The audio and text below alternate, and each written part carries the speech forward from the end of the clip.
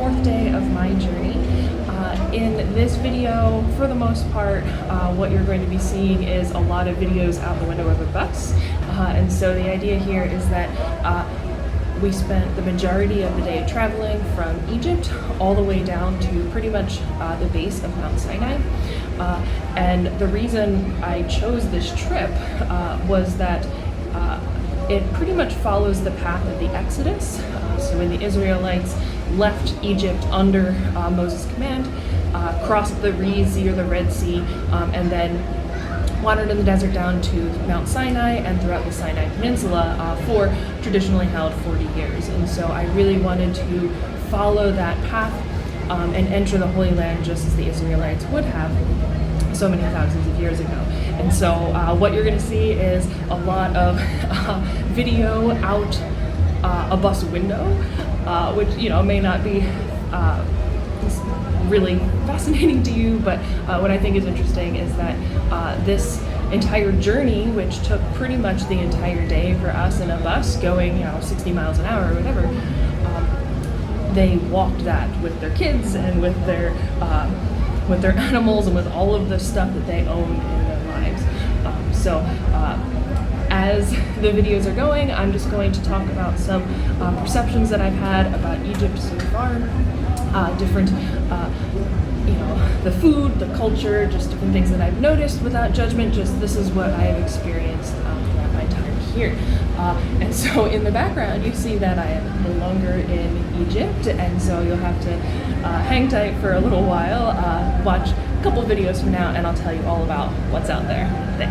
What was most striking to me about the Egyptian people and Egyptian culture, based on the very limited time that I spent here, was just how assertive they are. Whether it's driving or walking or even talking, assertive is really the adjective that comes to mind. They just keep moving, whether in a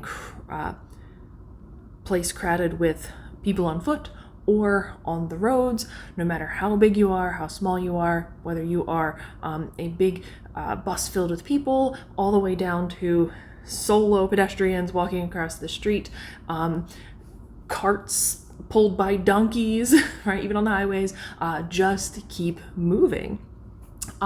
In talking, when I say assertive, what I mean is that, of course I didn't know what they were saying because of course they were speaking in Arabic, but generally, very quick and emboldened, impassioned, speaking back and forth to each other. Like our guide would frequently talk to, vendors and quote unquote cab drivers, and I say quote unquote because from what I see, it's it's little carts, it's three-wheeled little vehicles, it's like vans that drive with the doors open, it's people's like 1973 something that they're just driving around if you are willing to pay them and get into the vehicle.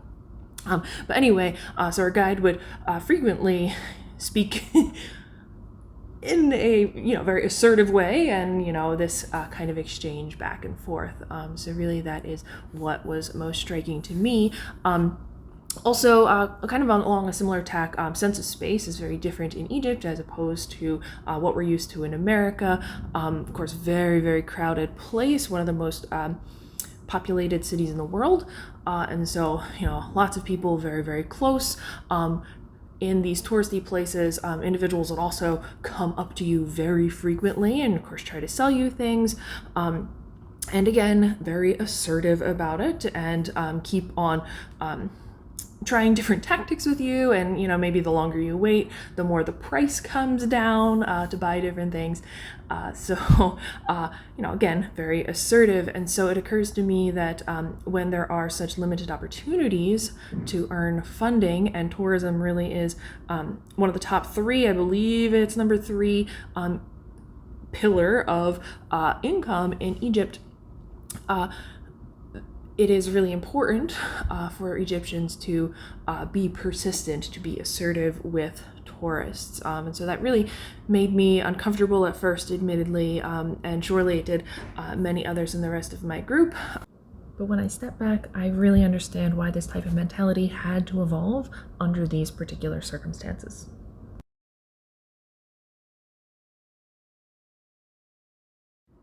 As for the food, what has really been most difficult for me is that it is not recommended to eat anything green, any kind of fresh produce that hasn't been cooked, and of course not drinking the water, including not even brushing your teeth with tap water, because I guess sanitation is not the same, and we have weak American stomachs, of course.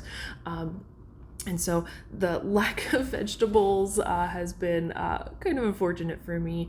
I definitely missed that.